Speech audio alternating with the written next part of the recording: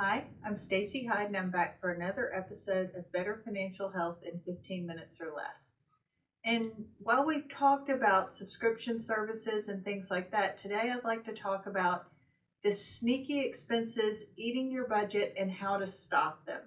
So, one of the things that you may or may not be aware of is credit card fees. If you pay your balance off in full every month, you get 25 days to pay for anything you've bought that month. But if you carry over even $1 from the prior month, you're going to pay interest from the moment that charge hits your account until you pay your bill. So if you have a balance on your credit cards, which sometimes happens, should be avoided, but if you do, then you should be making payments for those things that you use a credit card for, say getting gas or going to dinner with friends.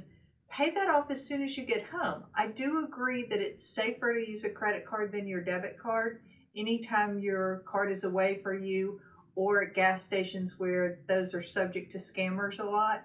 So it is safer, but you want to, as soon as you get home, you want to log in and make a payment so you don't have incur interest on that. That will save you a lot of money because those credit card interest rates oftentimes are above 25%. That's a lot. So what that means is in a year, if you carried a $100 balance, you'd pay $25 in interest.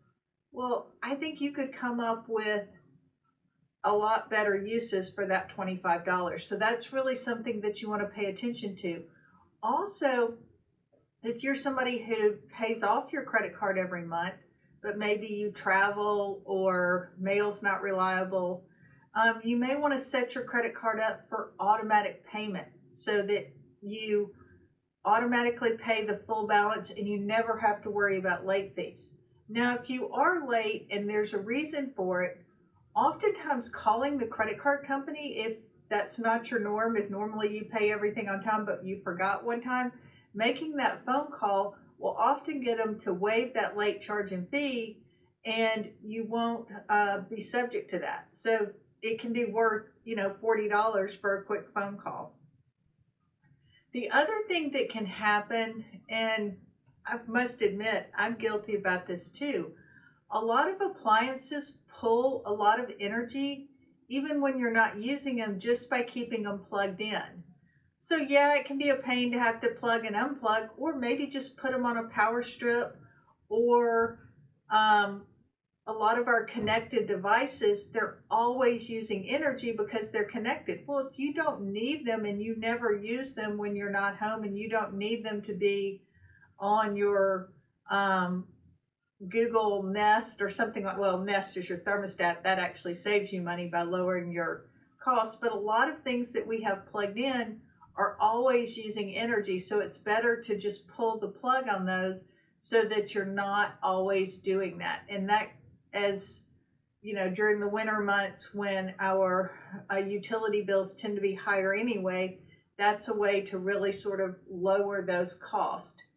And you also do want to just double check your bills and make sure that there are no charges that are showing up that you don't expect.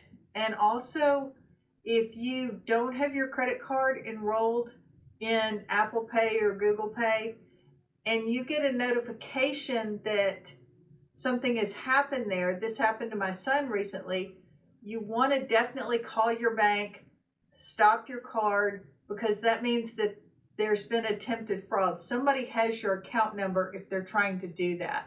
So you want to make sure that you are paying attention, looking at your charges, and there's nothing there that you don't recognize, because the fraudsters are getting better. I know it's annoying to always have to get a code to log in, but that is your best defense about keeping people out of your account. So it's just a couple of little ways that you can lower your cost without really changing anything. Just, unplugging a couple of things, paying attention to what appliances you're using. For example, one of the things that we found to save us on our energy cost is we use our air fryer a lot more instead of our oven, because that takes a lot longer to heat up. It uses more energy versus the air fryer there. So there are some things that you can do that are small, aren't a big chore, but can save you money over time. Thanks so much for tuning in. This has been another episode of Better Financial Health in 15 Minutes or Less.